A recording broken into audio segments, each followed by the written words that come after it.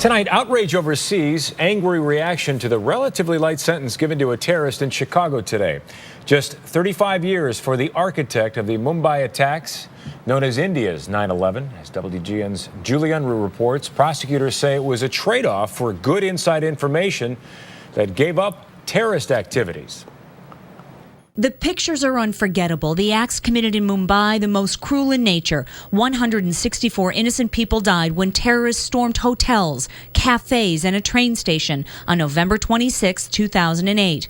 One of the architects of the deadly attack, this man, David Headley. Today he got 35 years, not life in prison, for his role in it all. The sentence, not enough, says this foreign journalist with Times Now, India's 24-hour news channel. You have to understand from the Indian point of view, 26/11, which was the Mumbai terror attacks, was the 9/11 of India. Federal Judge Harry Leinenweber said in court Headley should be under lock and key for the rest of his life. But the defendant's immediate and forthcoming cooperation afforded the 52-year-old a lesser sentence. Now the U.S. citizen of Pakistani descent will likely leave a federal prison as he closes in on 80 years of age. Headley's attorneys believe a letter sent to the sentencing judge made a difference. Mr. Headley's letter to the judge expressed his sincere remorse.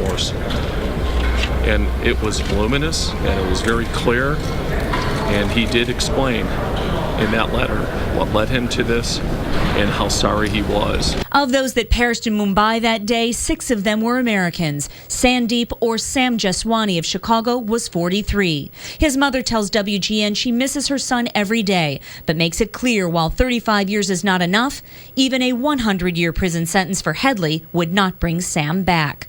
Prosecutors value the intelligence David Headley shared from the start. Even former U.S. Attorney Patrick Fitzgerald testified today, saying the defendant's early and forthcoming cooperation over the years was, quote, unusual in nature.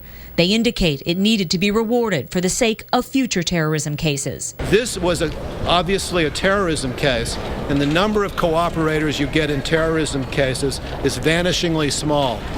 The object of this exercise, at least for us here in Chicago, was to try to balance between the horrific nature of the crime and the future investigations we're going to be conducting into other acts of terrorism. Testimony inside the courtroom emotional at times, especially when Linda Ragsdale of Tennessee addressed the court. She survived the attack. This morning, she told the jam-packed courtroom, "I know what a bullet could do to every part of the human body," Ragsdale said. "I know the sound of life leaving a 13-year-old child. These are things I never needed to know, never needed to experience."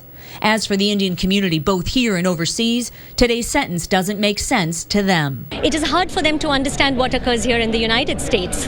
The fact that these deals are made by prosecutors to seek cooperation from those who have information about terrorist links and networks, that is a phenomena hard for people in India to understand. Julie Unruh, WGN News.